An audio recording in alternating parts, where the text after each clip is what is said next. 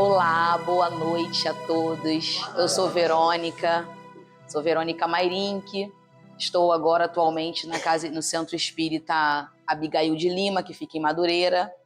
E vim hoje aqui para a gente conversar um pouquinho sobre o tema. Peço a Jesus que possa nos amparar, nos proteger, que a paz e o amor que emanam do Mestre possam envolver os nossos corações, muitas vezes aflitos e sobrecarregados. E o tema de hoje é um tema para a gente refletir. Fala sobre a riqueza. Então, é o capítulo 16 do Evangelho segundo o Espiritismo, que tem como título Não se pode servir a Deus e a Mamon. E é o item 7, que fala aí sobre a utilidade providencial da riqueza, a prova da riqueza e da miséria. E falando sobre esse capítulo, né? O que significaria, então, não se pode servir a Deus e a Mamon? Então, o mestre está nos falando que não há a possibilidade, né? Mamon significa o dinheiro num sentido mais restrito, ou, se a gente for pensar num sentido mais amplo, as posses, os bens que a gente possui, os títulos, o que a gente tiver aqui, que seja algo que a gente não possa levar quando a gente tiver que retornar à pátria espiritual. Então, os bens terrenos, materiais que a gente tem, que vão ficar aqui na ocasião do nosso retorno ao plano espiritual, estão aí relacionados a Mamon. E então, não há a possibilidade de nós darmos ênfase aos bens, importância aos bens, e a gente conseguir, dando essa importância, focando o nosso olhar para os bens materiais, conseguir dar ênfase às coisas de Deus, à lei de Deus, que é uma lei toda de amor. É preciso que a gente encontre o equilíbrio para viver na Terra, porque nós somos espíritos imortais, que estamos nesta oportunidade agora, reencarnados, com um corpo físico que nos serve de instrumento importante para a nossa evolução, para a nossa caminhada evolutiva. Estamos aqui com um objetivo, que é um objetivo de nos melhorarmos, de nos quitarmos com a lei, que em outro momento, num passado, ou num passado mais recente, ou num passado mais distante, nós infringimos essa lei de amor. Como que a gente infringe a lei de amor? Quando a gente não ama, quando a gente age no nosso cotidiano com indiferença, com egoísmo, com vaidade, com orgulho, com tantas outras paixões. E quando a gente, então, infringe essa lei, há um sofrimento, né? Porque toda a causa gera uma consequência. Bem como toda consequência, ou seja, o que nós estamos vivendo hoje, tem uma causa, teve uma causa. E porque Deus é justo, justa também é essa causa. É importante que a gente tenha isso em mente, em nossos corações. E o que nós devemos fazer hoje, então, o convite que nós temos hoje é de refletir em como estamos agindo. Será que eu, Verônica, estou escolhendo seguir a lei de Deus, dar ênfase à prática dos ensinamentos do Mestre? Ou será que eu estou dando ênfase ao dinheiro, às posses? É necessário, para a nossa vida material aqui no planeta, que nós tenhamos o nosso sustento. É por isso que tem o trabalho. O trabalho edifica o homem e serve para nós de sustento, que nós possamos melhorar as nossas condições físicas, as nossas condições financeiras. É importante. No entanto, não pode ser o nosso bem maior. Lembra aquela frase, né? Onde estiver o seu tesouro, ali estará o seu coração. Que é o nosso tesouro? O que é o nosso tesouro? O que é importante para mim? Então, nós temos a nossa família, que é importante. Mas quantas vezes a gente dá mais importância às posses materiais do que às pessoas? Do que os nossos amores? Muitas vezes. Sendo assim, é preciso que a gente comece a fazer essa reflexão, o questionamento das nossas atitudes, dos nossos pensamentos, das nossas palavras diante da vida e como nós estamos fazendo ao lidar com o nosso próximo. Porque o Mestre nos convidou a auxiliar o outro, a fazer ao outro aquilo que nós gostaríamos que o outro fizesse por nós. A amar o nosso próximo como o nosso Mestre nos amou e nos ama ainda hoje. E uma prova muito grande desse amor é nós estarmos aqui, neste momento, um momento de reflexão, um momento de receber novamente as informações aí vindas, trazidas pelos espíritos, através, para consolidar esse Consolador prometido por Jesus, que é a querida doutrina espírita para nós. A nossa reencarnação é uma prova do amor de Deus. Estarmos aqui é uma prova do amor de Deus. A doutrina espírita é uma prova do amor de Deus por todos nós. Devemos nos sentir felizes e cada vez mais propensos, cada vez mais dispostos a colocar em prática esse amor que recebemos. Todos os dias nós recebemos misericórdia divina, perdão para as nossas mazelas, nossas dificuldades, nossos erros. Todos os dias, papai é indulgente para com as nossas faltas.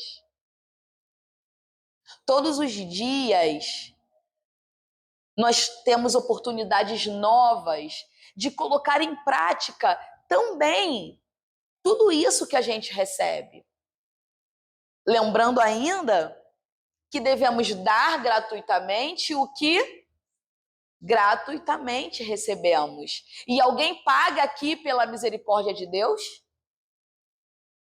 Pelo amor de Deus? Pelo perdão? Pela indulgência? Pela providência divina? A gente não paga. Então nós recebemos gratuitamente. E certo dia eu estava ouvindo uma palestra e a pessoa falou assim: será que eu estou sendo o consolador prometido por Jesus? Porque a doutrina, a gente diz, a doutrina dos espíritos é o consolador prometido por Jesus. E eu que sou espírita, ou que me digo espírita, o que eu devo ser? O consolador prometido por Jesus. Porque eu tenho que vivenciar aquilo que eu recebi, que eu aprendi com os espíritos.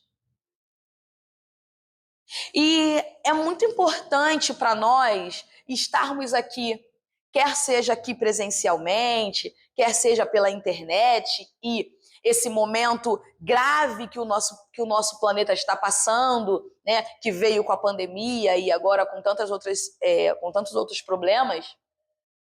Mas a pandemia, ela veio consolidar, fortalecer a oportunidade de nós estarmos numa reunião importante, que traz reflexões que são um marco na nossa encarnação, na nossa alma, em nós, espíritos imortais. Então, a internet nos fazendo aproximar do conteúdo, aproximar o conteúdo das pessoas que não podem estar. E isso é muito importante. Nós devemos estar felizes com tudo isso que a gente recebe.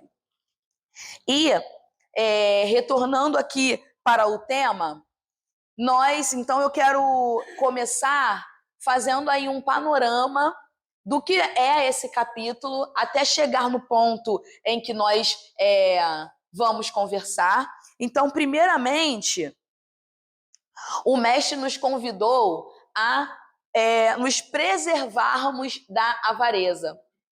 Então, há uma passagem, uma parábola contada pelo mestre, que fala de um homem rico que viu a sua riqueza e suas posses aumentar de tal forma, e ele começou a pensar o que ele poderia fazer para guardar todo aquele dinheiro que ele possuía, aquelas posses. E ele então pensa, vou destruir os celeiros que eu tenho, construir celeiros maiores para comportar toda a minha riqueza. E então eu poderei dizer à minha alma, repousa, come, bebe, tens bens para a eternidade. E então a parábola nos diz que Deus fala a essa pessoa, que insensato és. Esta noite mesmo tomar-te-ão a alma, para que servirá o que acumulaste? É o que acontece àquele que acumula tesouros para si próprio e não é rico diante de Deus. Então, o que nós devemos refletir sobre isso? Porque muitas vezes, quando nós ouvimos a parábola, a gente pensa que é algo que está distante de nós. Era aquele mal rico. E eu? Como eu estou fazendo uso da riqueza que Deus me deu? Ah, mas eu não sou rica. Mas eu tenho saúde.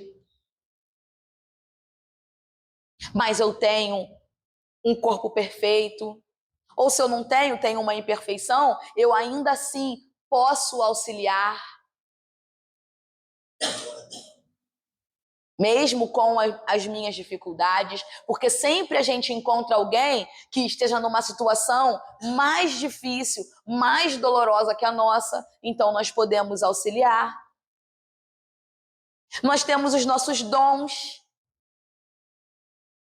que podemos utilizar e devemos utilizar em prol da comunidade, de todos. Como nós estamos utilizando os nossos bens, no pouco que nós tivermos. Lembrando sempre que a gente sempre fala, minha mãe sempre falava isso, fala ainda, pouco com Deus é muito. A gente divide e multiplica, isso aí. Desafiando a matemática, dividir e conseguir multiplicar. O mestre fez isso, né, naquele momento lá em que ele recebe os pães e os peixes. E ele divide, primeiro ele faz o quê? Dá graças a Deus e depois ele divide. E ele consegue dividir ali para mais de 5.000 pessoas. Olha que interessante, né?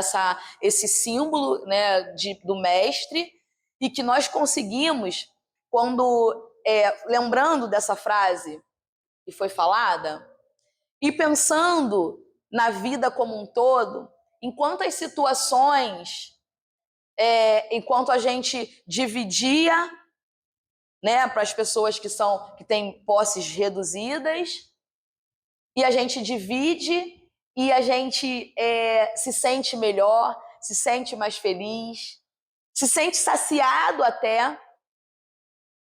Certo dia, eu fui com a minha mãe visitar uma pessoa que estava acamada, está acamada ainda, e nós ficamos lá naquela casa por algumas horas e nós não sentimos fome, não sentimos nada. Foi tão agradável, foi tão bom estar ali, podendo ajudar, que nós não sentimos fome. E nós saímos de lá, quando a gente estava no retorno, aí que veio a fome, aí que veio a gente, agora sim, mas foi muito interessante a gente perceber isso, que naquele momento que a gente estava ali envolvido, doando algo de nós não tivemos aquela necessidade física.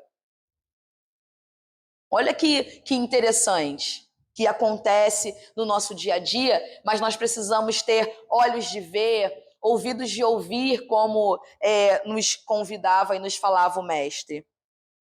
Depois, seguindo um pouquinho à frente nos textos, há a passagem em que Jesus vai à casa de Zaqueu, que era um cobrador de impostos. E quando ele chega à casa de Zaqueu, todo mundo fica condenando Jesus, porque os cobradores de impostos eram vistos como pessoas de má vida. E todo mundo começou a condenar Jesus, porque ele vai se hospedar na casa de um homem de má vida. E ao chegar lá, Zaqueu fala então que ele restitui aquelas pessoas que ele tiver lesado, fala de tudo que ele vai fazer, que ele faz ali de bom para ressarcir aquilo que ele tiver feito de errado. E Jesus fala assim: esta casa recebeu hoje a salvação, porque também este é filho de Abraão, visto que o Filho do Homem veio para procurar e salvar o que estava perdido. Creio que essa parte, ela fala de amor, do imenso amor que Deus tem por todos os seus filhos, por todos nós, que todos nós possamos nos sentir infinitamente amados por esse Pai maior, que enviou o Mestre para buscar cada um de nós, porque ainda estamos ovelhas perdidas no rebanho do Pai. Olhando para dentro de nós, ainda espíritos imperfeitos, mas a caminho de melhorarmos através das nossas escolhas, mas olhando dentro de nós vemos que ainda estamos nesse caminho meio que perdidos. E o Mestre ainda é o nosso pastor, aquele que deixa 99 ovelhas e vai em busca de uma ovelha que esteja perdida, para procurar e salvar. E o convite de hoje é um convite de salvação para nós. Por quê? Porque através do que a gente ouve na casa espírita, através da doutrina dos espíritos, na verdade, da prática do que a gente ouve, é que nós conseguiremos nos aproximarmos cada vez mais do autoconhecimento, que nos levará aí a também conseguir um dia conhecer e entender o nosso Pai que nos ama e então nos aproximarmos cada vez mais dele. Que possamos aproveitar essas oportunidades. Então, seguindo um pouquinho mais à frente no texto, é apresentada a parábola do mal rico. Nesta parábola, havia o rico e havia Lázaro, que era um pobre, um mendigo, e o rico tinha na sua casa fartura, tinha muitas coisas em abundância e nunca olhava para Lázaro. E após a morte do corpo físico, o desencarne. O Lázaro recebe grandes coisas no céu, está num lugar melhor do que aquele que fora rico na sua existência. E o rico quer, então, que Lázaro o ajude. E é perguntado para ele, mas você esteve lá, você viu Lázaro caído, jogado, e nem uma migalha você foi capaz de dar. É um convite para que nós olhemos para o próximo.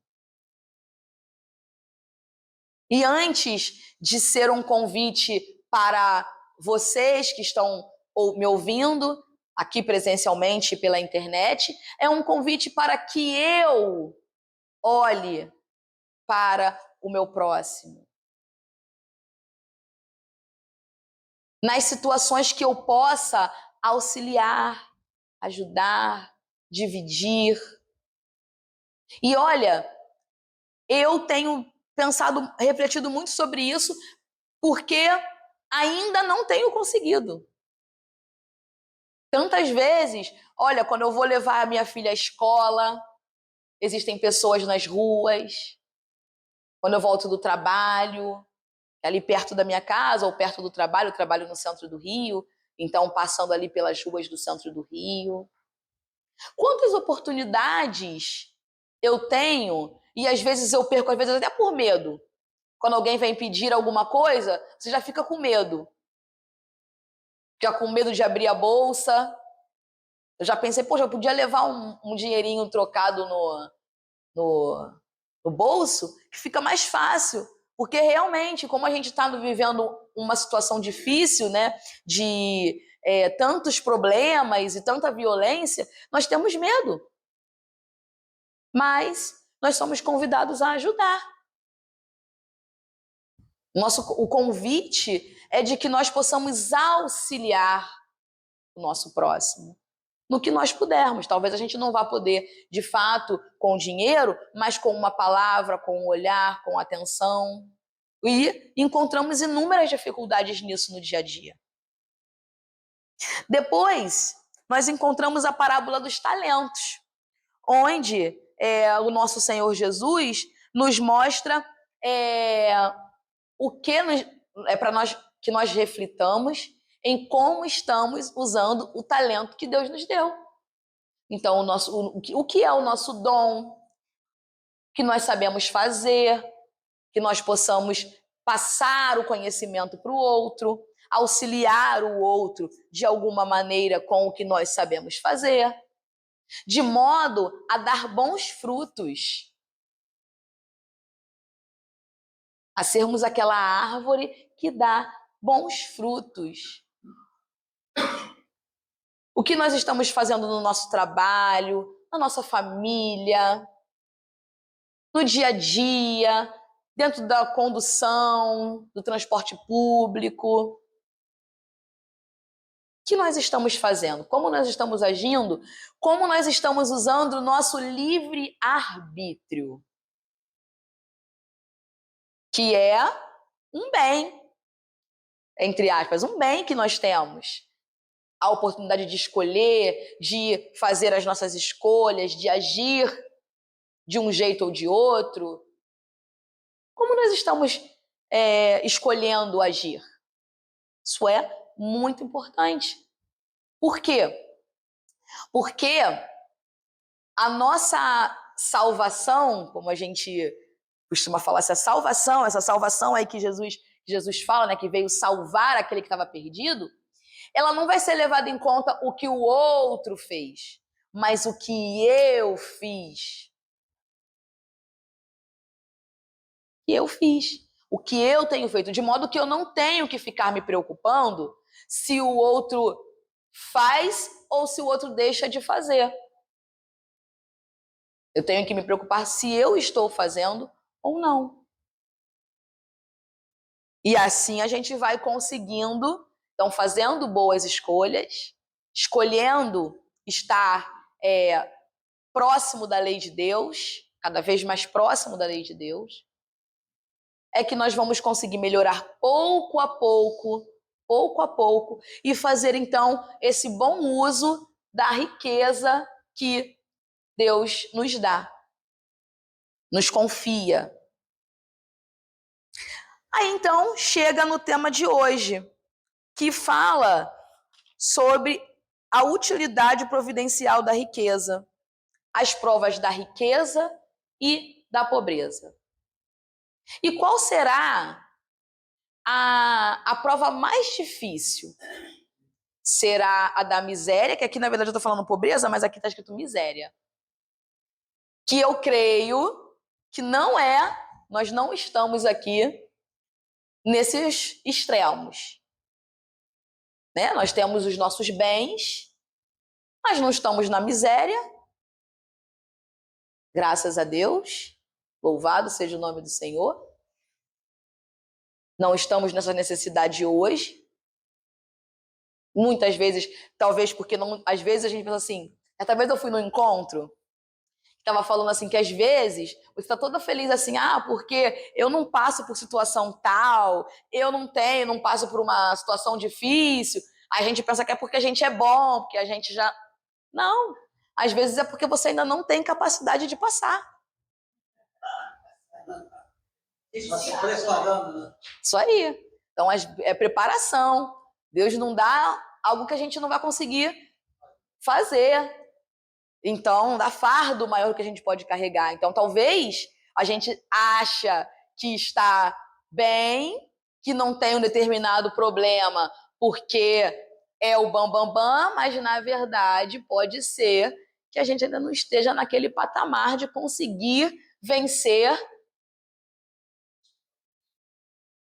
com aquela dificuldade. E quando então nós estamos numa dificuldade, em tudo dai graças. Quando estamos numa dificuldade, por mais dura que ela seja, que a gente tenha a sensibilidade de entender se eu estou nessa dificuldade é porque Deus depositou confiança em mim. Papai confia em mim. E com ele, segurando nas mãos poderosas de Papai do céu, a gente pode conseguir vencer qualquer situação. Sem ele, não dá. Não conseguiremos. Porque com ele, nós já sentimos a dificuldade. Certo dia eu estava ouvindo uma passagem, uma pregação, falando sobre o momento lá bíblico de quando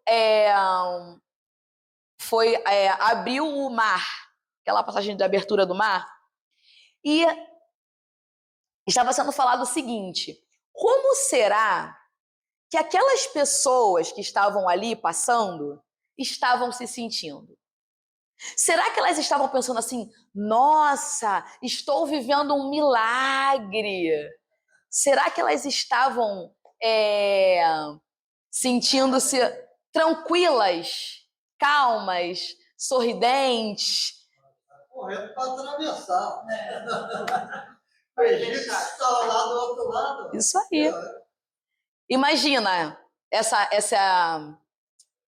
esse fenômeno. Aquelas águas.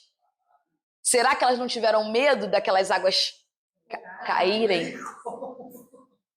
E a pregação era para falar o seguinte: às vezes você está num momento atribulado, mas você não está percebendo que aquilo ali é um milagre na sua vida. Que aquilo ali é algo positivo para você. Porque nem sempre, quando a pessoa está vivendo um milagre, que a gente sabe, né, que não é um milagre, é algo que está dentro da possibilidade de Deus, que nós não conseguimos compreender ainda, mas quando a pessoa está vivendo esse milagre, não necessariamente ela está compreendendo o que é um milagre. Não necessariamente, quando a gente está passando por uma situação boa para nós estamos entendendo como bom naquele momento. É a nossa compreensão ainda. A gente não consegue enxergar bem com os nossos olhos. Precisamos aí do auxílio de Deus. Tem aquele ditado que diz, Deus escreve... Não. Deus escreve certo por linhas certas. A gente é que vê tudo torto. O ditado é aquele, mas a verdade é que Deus escreve certo por linhas certas. Tá tudo certo na lei de Deus. Tá tudo sob controle. Só que a gente não enxerga, nossa visão é muito limitada. Nós não conseguimos ver um palmo à nossa frente. Nós temos ainda assim nós estamos muito aprisionados ao passado e a gente não consegue enxergar o futuro. E aí a gente fica depressivo ou ansioso. Depressivo por conta do passado e ansioso por conta desse futuro que a gente não consegue enxergar, que a gente não consegue alcançar. Perdendo o presente. E perdendo o presente, isso aí. Que é o que acontece de verdade. Por isso que cada vez mais é necessário que nós consigamos olhar para o presente, viver o momento. Certa vez eu vi um filme que o rapaz, o senhor estava querendo exemplificar para o rapaz o viver o presente. E o rapaz estava falando alguma coisa, preocupado com o futuro, com o passado, mas era com o futuro. E ele vai, então, eles estão em cima de uma pontezinha pequena, o rapaz joga, o senhor joga o rapaz ali naquele córrego que estava ali. E aí o rapaz fica todo revoltado com ele, briga com ele fala, mas pelo menos você viveu o presente. Quando você estava caindo, você viveu o presente. Você esqueceu do resto, do passado, do futuro. Né? E é para ser uma alegoria, né? Uma brincadeira, mas que para isso, às vezes, e é interessante que eu trouxe aqui uma oração para o final, que vai falar um pouco sobre isso. Que a gente viva o presente, que a gente consiga, nas horas difíceis, entender que há providência divina, que há amor divino, que há cuidado divino com as nossas vidas, porque o Pai nos ama, porque o Pai quer o nosso bem. O Pai não criou o mal. A minha filha vive me perguntando, vira e mexe, ela me pergunta, mamãe, por que Deus criou pessoas más? Por que Deus criou isso? Por que Deus criou o mal? Por que Deus criou... Eu falo, Papai do céu não criou isso, filha. Papai do céu não criou isso. Papai do céu nos criou como? Simples e ignorantes, ou seja, sem o conhecimento. E nos deu inúmeras oportunidades reencarnatórias para que nós pudéssemos ir crescendo, evoluindo, nos aproximando dele.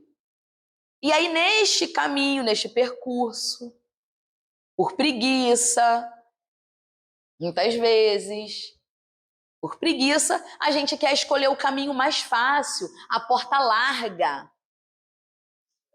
Por quê? Porque fazer para nós, fazer o que o mestre fez, fazer o que o mestre nos falou, o amar em todas as situações, lembrando que ele falou para a gente amar, inclusive, os nossos inimigos, aqueles que nos perseguem, que nos caluniam, é muito difícil para nós fazer tudo isso.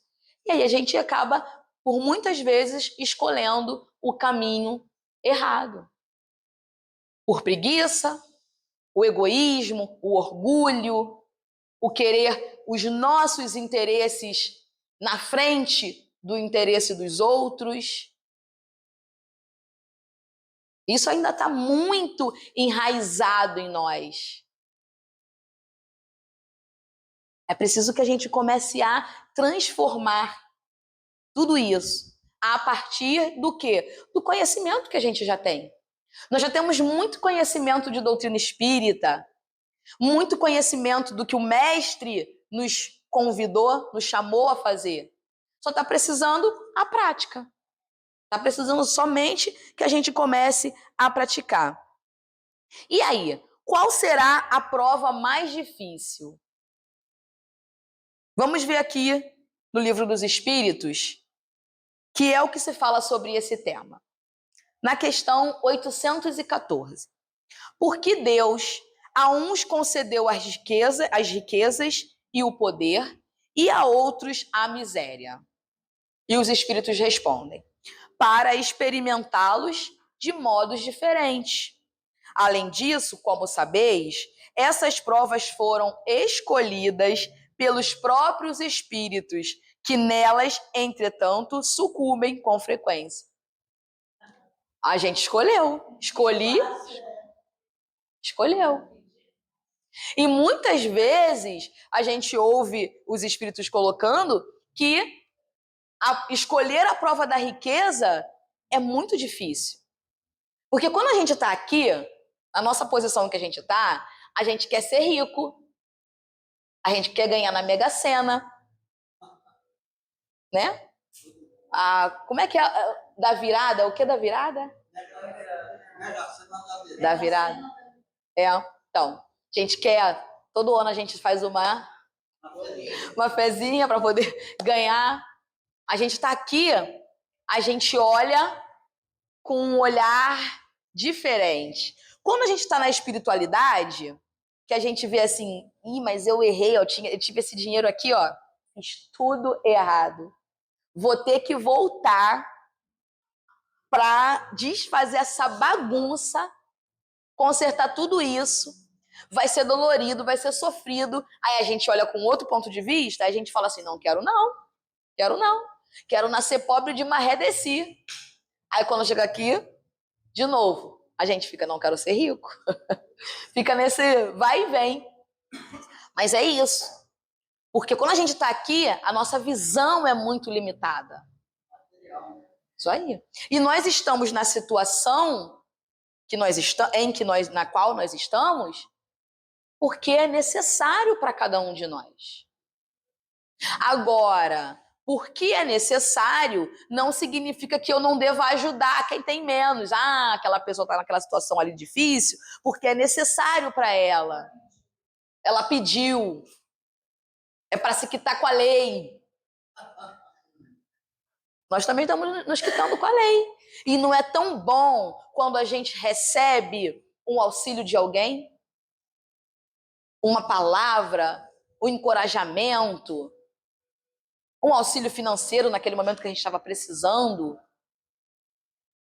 Da mesma forma que é bom para a gente, é bom para o outro também. E precisamos fazer nas pequenas coisas. E a gente acaba sucumbindo muitas vezes nas provas. Porque Deus deu algo que foi maior que nossas forças? Não. Não. Porque a gente muitas vezes age com egoísmo, com orgulho.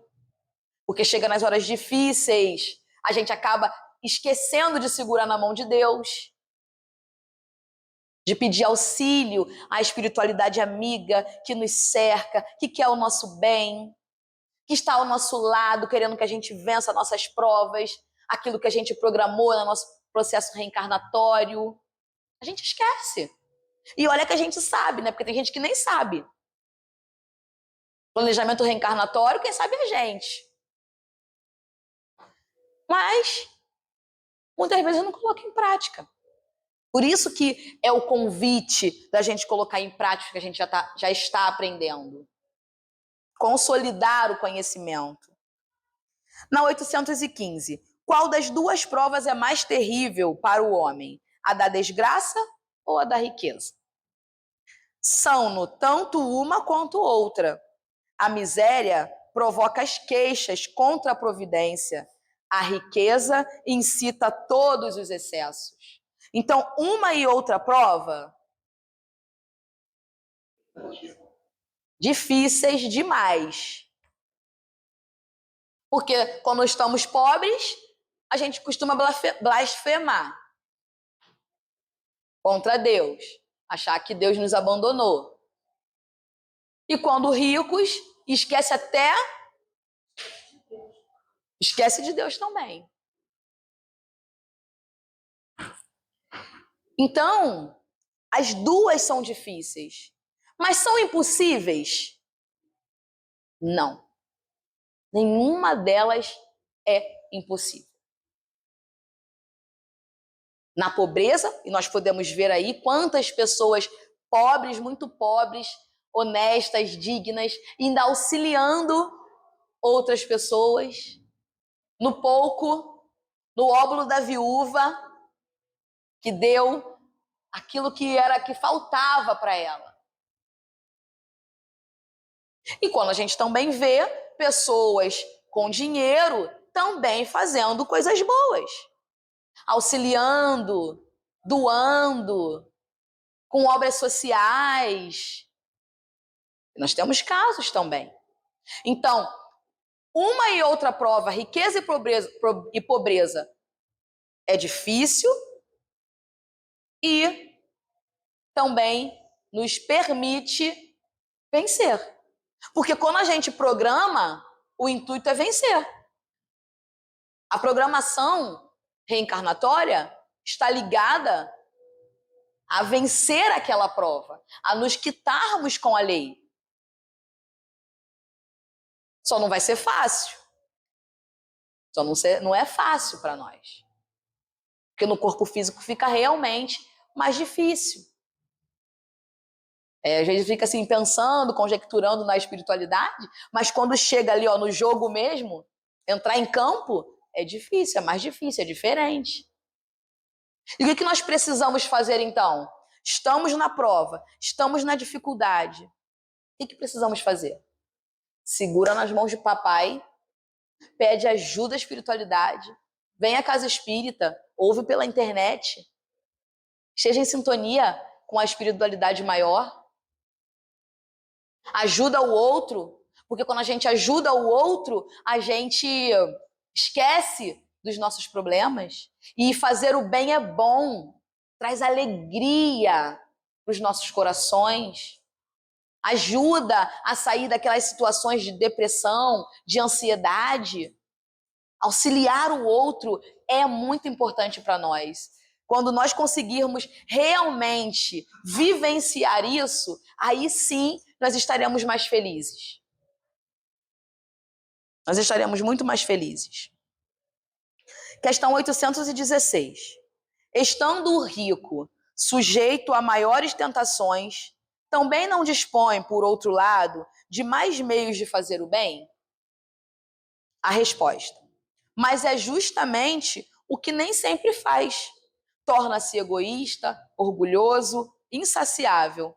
Com a riqueza, suas necessidades aumentam e ele nunca julga possuir o bastante para si unicamente. Aqui eu me lembro, quando eu era criança, uma vez eu falei para minha mãe que quando eu crescesse,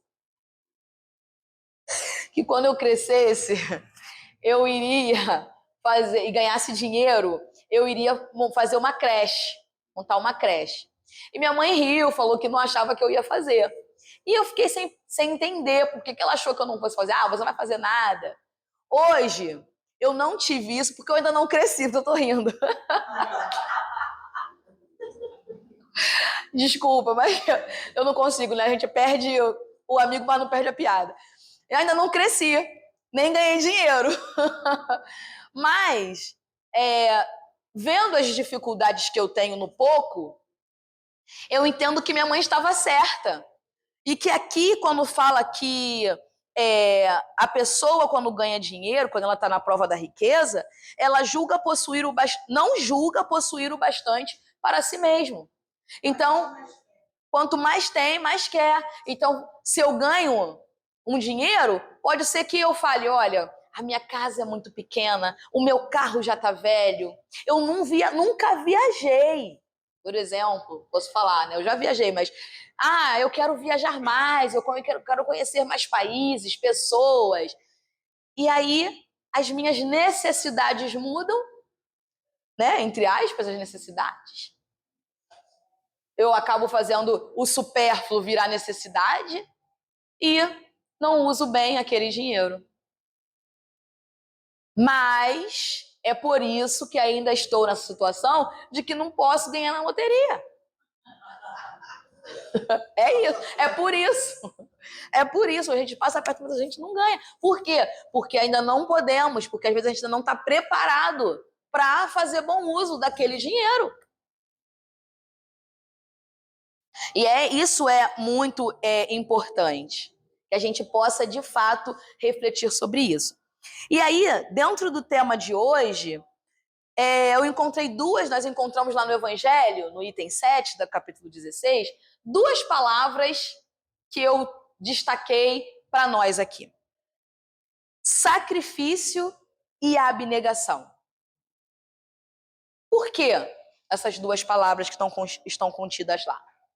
Porque para que a gente possa, muitas vezes, auxiliar, seguir os mandamentos da lei de Deus, de amor, a gente precisa sacrificar os nossos interesses pelos interesses maiores, pelos interesses da coletividade, pelos interesses dos outros, pelos interesses doutrinários. Nós precisamos de abnegação para abdicar do nosso tempo, da nossa família, muitas vezes, para ajudar o outro. E esse é o convite que nós temos para hoje, para que cada um de nós possa retornar aos nossos lares com o desejo de ser bom,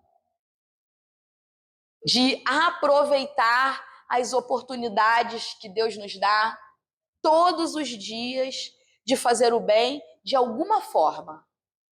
Que possamos nos sentir felizes ao perceber que estamos fazendo bem. Não para ser algo para mostrar para as pessoas, mas para nos fortalecer, para continuarmos. Vamos orar, pedir a Deus que nos dê força, que nos inspire. E por falar em orar, vou trazer aqui, nesses minutos que faltam, a oração. Uma oração que está no livro O Espírito da Verdade, de Emmanuel, psicografia de Chico Xavier. É a lição de número 104 e tem como título Prece no Templo Espírita. Então, propício. Prece no Templo Espírita. Senhor Jesus, abençoa por misericórdia o lar que nos deste ao serviço da oração. Reúne-nos aqui em teu amor e ensina-nos a procurar-te para que não nos percamos à margem do caminho. Nos instantes felizes, sê nossa força para que a alegria não nos torne ingratos e insensíveis. Nos momentos amargos, sê nosso arrimo, Senhor, para que as tristezas não nos façam abatidos e inúteis. Nos dias claros, concede-nos a bênção do suor, o trabalho digno. Nas noites tempestuosas, esclarece-nos o espírito para que te entendamos a advertência. Inclina-nos a pensar sentindo, para que não guardemos gelo no cérebro, e induze-nos a sentir pensando, para que não tenhamos fogo no coração. Ajuda-nos para que a caridade em nossa existência não seja vaidade que dilacere os outros, e para que a humildade em nossos dias não seja orgulho rastejante. Auxilia-nos para que a nossa fé não se converta em fanatismo e para que o nosso destemor não se transforme em petulância. Amorável benfeitor, perdoa as nossas faltas. Mestre sublime, reergue-nos para a lição. E, sobretudo, Senhor, faze que entendamos a divina vontade, a fim de que, aprendendo a servir contigo, saibamos dissolver a sombra de nossa presença na glória da tua luz. que essa oração possa nos servir de base, de fortalecimento, para seguir a nossa jornada evolutiva, sempre junto com o Mestre, entendendo que nessas horas difíceis o Mestre está conosco, Ele é o nosso consolo, e que a gente possa entender, como diz aqui, a advertência do Senhor nas horas difíceis, nas horas amargas, a advertência para que nós saiamos do erro que nos trouxe até esse momento difícil e entremos num momento de acerto, de paz, de harmonia, de auxílio mútuo com todos, em todos os lugares, em tudo que nós formos fazer. E, como ainda temos 1 minuto, não podemos perder, não vamos terminar com a prece. Vou fazer a leitura, então, do livro Vivendo o Evangelho, de André Luiz, que traz, então, algumas lições de acordo com o tema trabalhado no Evangelho. Sendo assim, temos aqui o tema para o capítulo 16, item 7, que vem assim: ninguém está impedido de possuir algo, poder, mas o poder sem amor é orgulho. Autoridade, mas a autoridade sem amor é tirania. Prestígio, mas o prestígio sem amor é vaidade. Influência, mas a influência sem amor é interesse. Cultura, mas a cultura sem amor é arrogância.